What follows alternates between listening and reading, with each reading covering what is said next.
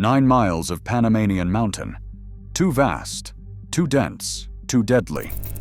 22,000 graves mark where the French failed. Yet before hydraulics or sensors, a century-old fleet of steam shovels arrived, each powered only by fire and a steel cable.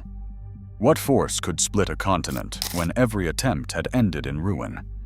To answer, you must understand the cost of the first defeat. 9 miles.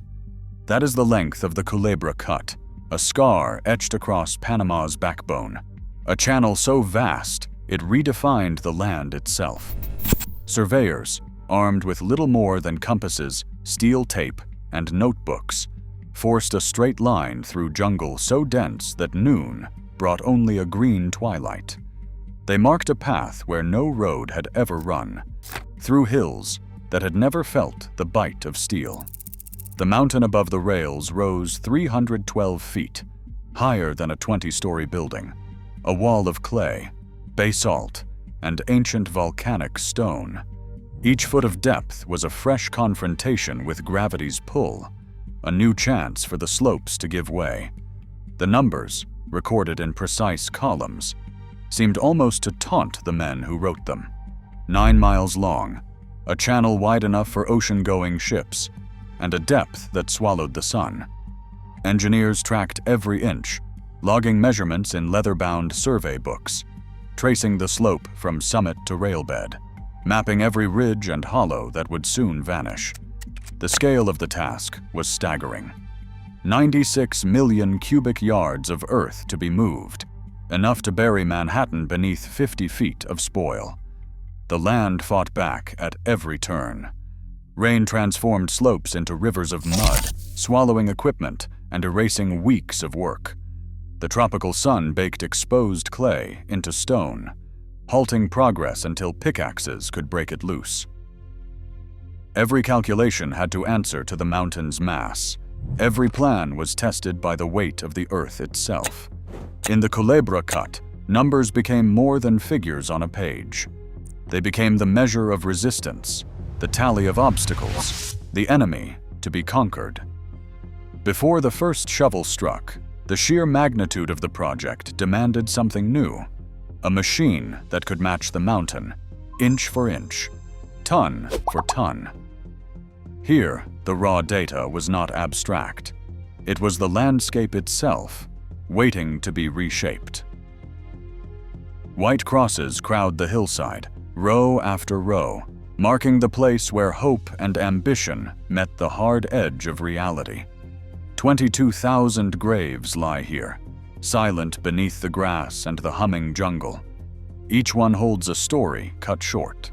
French laborers, engineers, machinists, cooks, men who left Marseille or Bordeaux or Martinique with dreams of a new world carved through the heart of Panama. Most never saw the ocean they came to unite. French effort arrived in 1881, led by Ferdinand de Lesseps, the man who built the Suez Canal. They brought grand plans, steel rails, and the first machines to touch this soil. But the mountain did not yield. Yellow fever and malaria swept through the camps, striking down men faster than progress could be measured. The sun rose on fresh graves each morning. By 1889, the money was gone, the company bankrupt, and the work abandoned. The jungle crept back over half-finished cuts, rusting locomotives, and silent camps. 22,000 appears in official records, but the true number may be higher. Graves merge into the earth, names fade from wooden markers. The French cemetery stands as a warning written in stone and silence. Here the cost of ambition is measured not in miles or tons, but in human lives. The land remembers every one. To walk among these graves is to feel the weight of what was lost.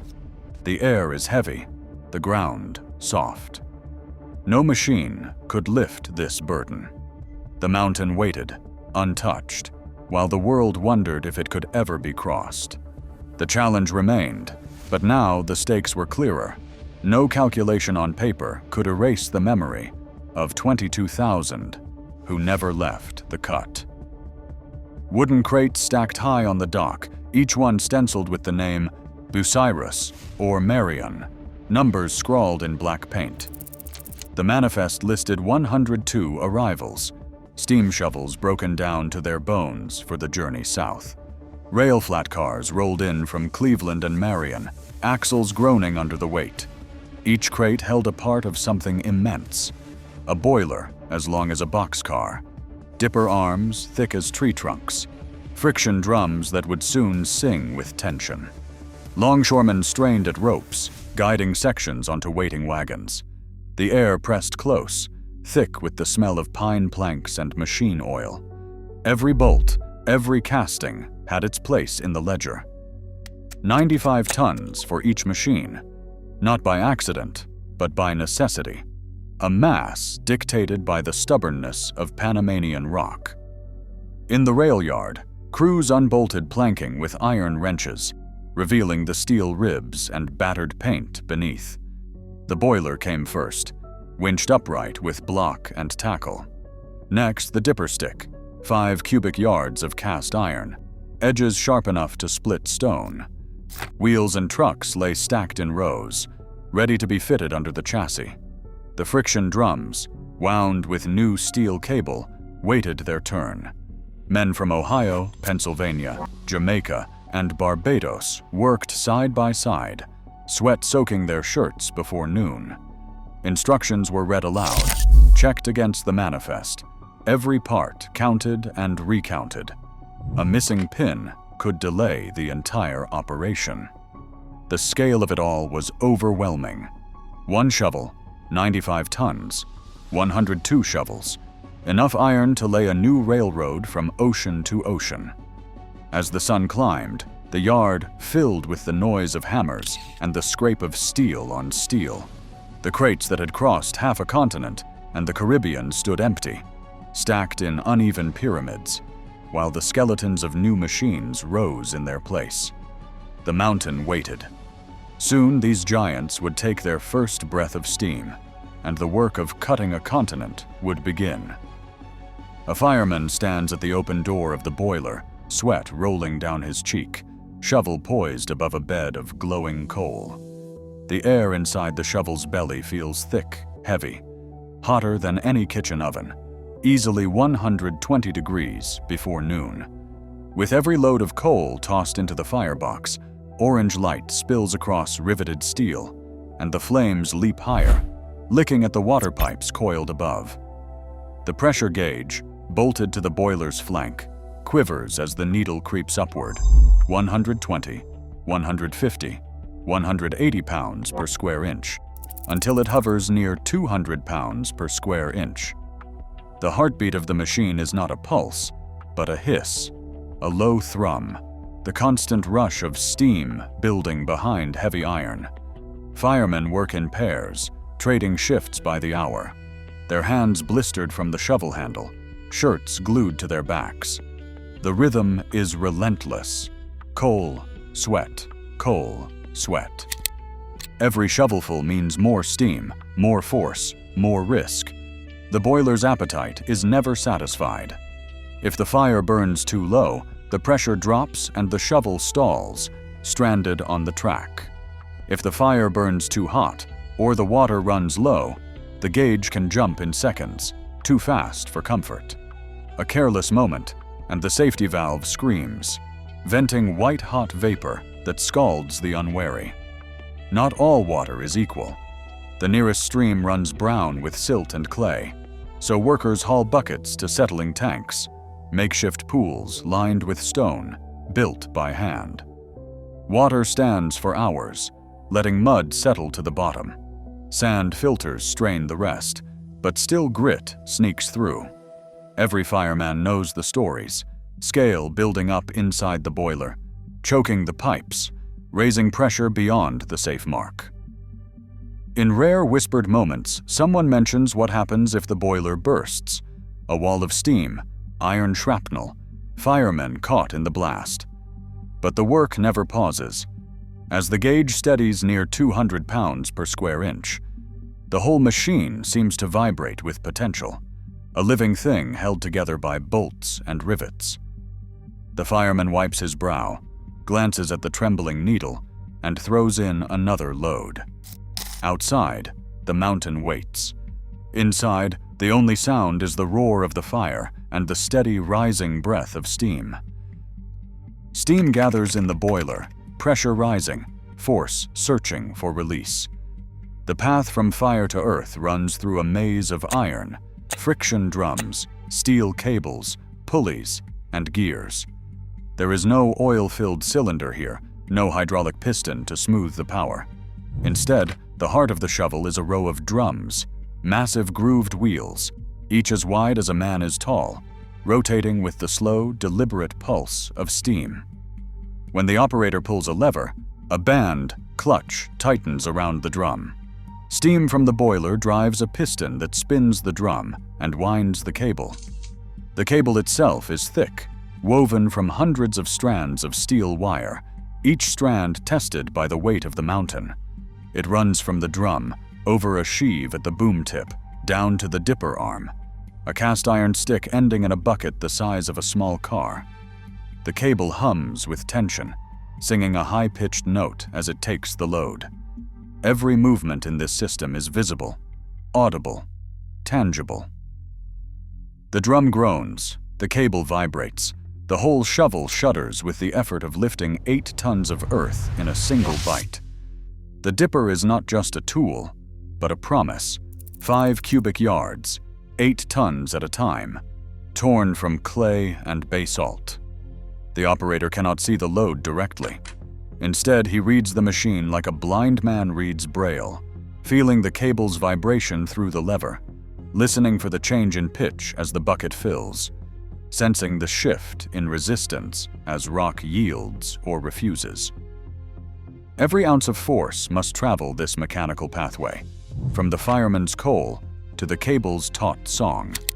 There is no buffer, no fluid cushion, only the raw honesty of steel on steel, steam on piston, cable on drum. The system is unforgiving, but it is also precise. One lever too far, one slip of the clutch, and the cable may snap or the drum may stall. The mountain is moved not by magic, but by a choreography of force, energy leaving the boiler, spinning the drum, winding the cable, biting the earth. The machine becomes an extension of the operator's will. Every vibration is a message, every sound a warning or a call. In this world, mechanical sympathy is survival. The cable's song is the first language of the cut, spoken in steel and steam. Hands close on steel. The operator's seat is bare metal, bolted to the deck above the roaring boiler. 8 levers stand in a row, each one crowned with a worn brass knob, each labeled in black paint. Hoist, crowd, swing, dump, brake, clutch, reverse, steam. The air inside the cab shimmers with heat rising off the boiler, 120 degrees Fahrenheit, sometimes more. Sweat pools under the collar, soaks the back of the shirt, beads on the operator's brow before the first lever moves. Gloves are thin, not to shield from heat, but to keep the feel. Every lever has weight. Hoist lifts the dipper. Crowd pushes it forward, teeth first into the clay. Swing pivots the whole upper works, a slow arc as the machine turns to face the waiting spoil train. Dump trips the bucket. Brake holds the load in place, a silent promise against gravity. Each motion is a negotiation. There is no forgiveness in the mechanism.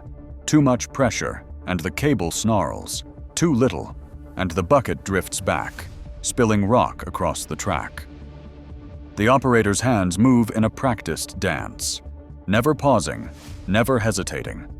2 levers at once, sometimes 3, each one demanding its own pressure and timing. The best never look down.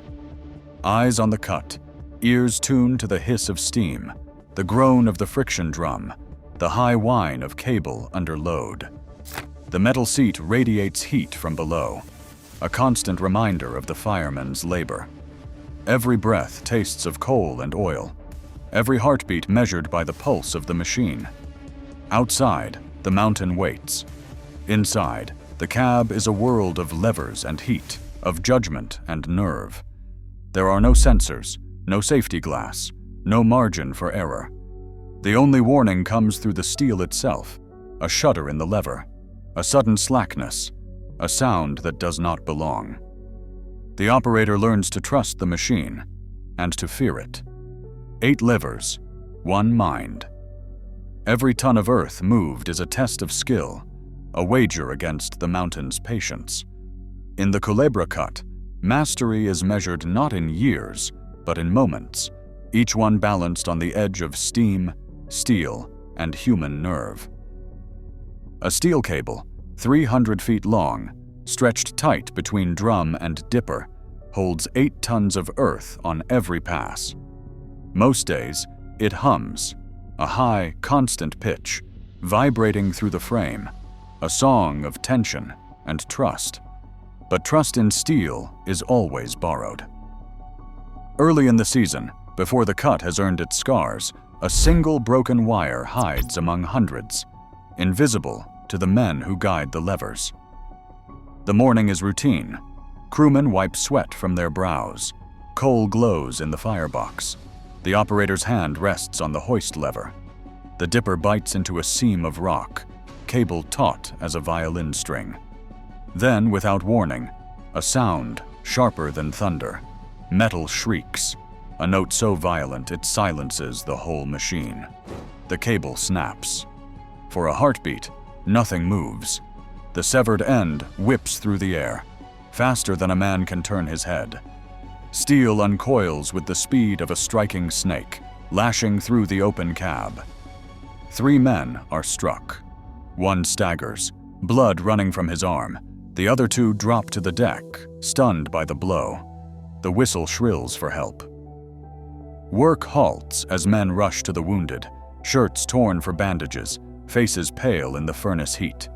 The cable, now a limp coil on the ground, is frayed at the break, wire ends splayed, strands glinting with oil and dust. A single flaw, multiplied by pressure and time, becomes catastrophe in a blink. The operator stares at the broken line, hands trembling, the echo of the snap lingering in his bones. For the rest of the day, the cut is quieter. Voices drop. Even the fireman shovels coal with less force, watching the cable drum as if it might come alive again. In the hospital tent, the injured are treated. One will never return, his arm lost to the violence of steel under strain. The price of progress is written in the silence that follows, in the pile of ruined cable, and in the eyes of every man who steps back into the cab, knowing the mountain is not the only thing that can kill. Every morning, before the first shovelful of earth, a ritual unfolds along the line of machines. 2 men walk the length of each shovel's cable, fingers pressed lightly against the steel, searching for the telltale snag of a broken strand. The cable is thick, hundreds of wires woven together, each one carrying the memory of 1,000 lifts. A single flaw, no wider than a hair, can spell disaster. After the first cable snap, foremen wrote new rules in sweat and fear. Inspect every cable, every day, without exception. The numbers behind these inspections are as unforgiving as the mountain itself. A replacement cable costs $400, more than a year's wages for a laborer, enough to buy a small house in Cleveland or Kingston. But the alternative is written in hospital ledgers and accident reports. The calculus is simple. Replace a cable at the first sign of danger, or risk lives and halt the work for days. Piles of discarded cables grow behind the sheds, each one tossed aside for a single broken wire, each one a silent record of what might have been. The scrap heap rises, a monument to caution bought with hard-won experience. Foremen keep ledgers with columns for cable length, cost, and date of replacement. They argue with quartermasters over budgets, but never over the need for vigilance. Inspectors become experts in the language of steel, the faint click of a broken strand, the subtle change in tension, the whisper of fatigue before the scream of failure. In the heat and noise, this quiet ritual is a form of prayer. Hands move slowly over cable, eyes scan for gleaming threads out of place, ears tune for the wrong note in the morning song. The price is high, but the lesson is clear.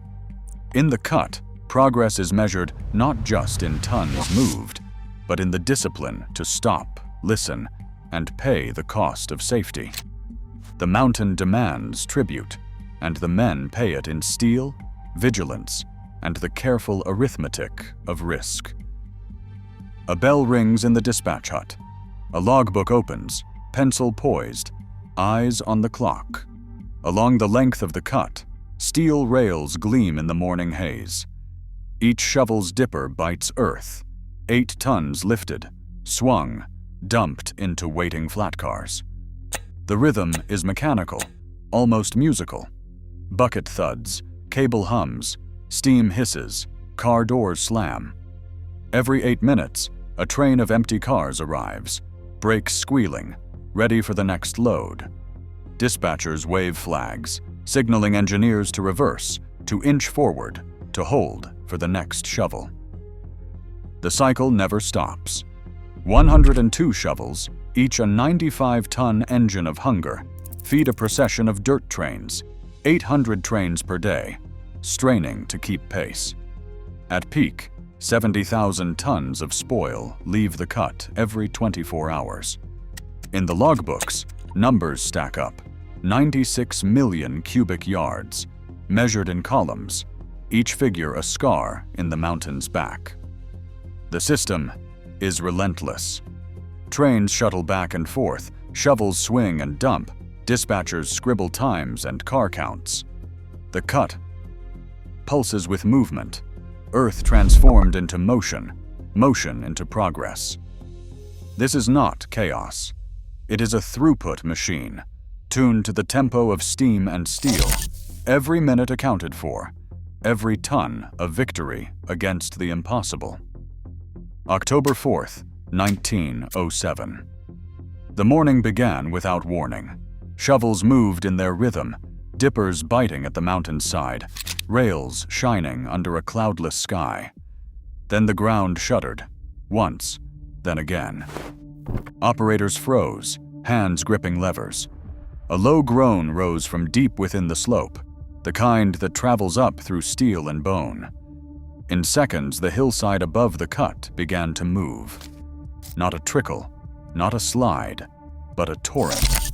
500,000 cubic yards of clay, rock, and tangled roots pouring down with the weight of a collapsing cathedral. The roar drowned out the steam whistles. Shovels vanished beneath the surge, buried where they stood. Tracks twisted, flat cars tossed aside like toys. Men ran, boots slipping in the churned mud, some scrambling clear, others swallowed in the chaos. The air filled with dust and the sharp tang of torn earth. When the noise faded, the cut was unrecognizable. 3 months of work, gone in minutes. The mountain had answered back with force no machine could match. Crews gathered at the edge, silent, staring at the place where steel and sweat had disappeared. The mountain was not just an obstacle. It was alive, and it had reclaimed what men had tried to take. The lesson was plain. Every calculation, every schedule, every plan could be undone in a single breath of geologic time. Blueprints lay spread across a makeshift table, corners held down by wrenches and coal-blackened hands. The lines that once traced a 200-foot channel now dissolve under eraser smudges, replaced by broader strokes, 500 feet wide, a new geometry forced by the mountain's collapse. Chief engineers Gotals, Seibert, and Gaillard study the revised drawings, the weight of clay and time pressing down on every calculation. The old plan is gone. The mountain has spoken. and the answer is to widen, not retreat. Surveyors pound fresh stakes into the mud, marking the new boundaries. Track crews scramble, shifting rails outward, laying new ties over ground still slick from the landslide. Steam shovels, once lined in careful formation, are repositioned, each one moved by hand signals, whistles, and the groan of iron on steel. The fleet stretches wider, the rhythm of digging resuming with a new urgency. Every machine, every man, is part of a living system, adapting in real time to the mountain's demands. In the office, blueprints fill with pencil marks, crosshatches for spoil piles, arrows for drainage, bold lines for the new cut. The channel's shape becomes a record of compromise, resilience, and relentless revision. The work goes on. The mountain yields, if only by degrees. The cut grows wider, the path for ships grows clearer, and the dream of joining oceans pushes forward, undeterred by the Earth's resistance. September 10th, 1913, the sun hangs heavy over the cut, air thick with the scent of oil and scorched clay. 100 feet of earth remain between two oceans. No ceremony, just the rhythm of levers and steam. On the deck of Shovel 222, an operator wipes sweat from his brow, hand closing around the crowd lever. The boiler breathes behind him, a living animal, pressure steady at 200 pounds. He eases the dipper forward, teeth biting into the last ridge of rock. The cable hums, but the note is different, lighter, almost uncertain. Stone gives way, and for the first time, water trickles into the wound. A thin stream at first, dark and silent, then more, seeping through the broken barrier. The operator feels the change before he sees it, the resistance gone, the dipper swinging free. He pauses, listening. Across the cut, a whistle sounds, then another. One by one, the shovels fall silent. Men climb down from the cabs, boots sinking into mud, watching as the trickle grows. For 10 years, the mountain resisted. In this moment, geography surrenders. The world holds its breath, and the cut fills with the sound of running water. After the last cut filled with water, and the mountain finally yielded, the steam shovels stood silent along the edge of the canal. Their work was finished, but their future was already written in the ledgers of war and progress. The world moved on. By 1914, the price of steel soared. Wartime scrap drives swept across continents, and the giants of the cut, Bucyrus and Marion, 95 tons each, were sold off by the ton.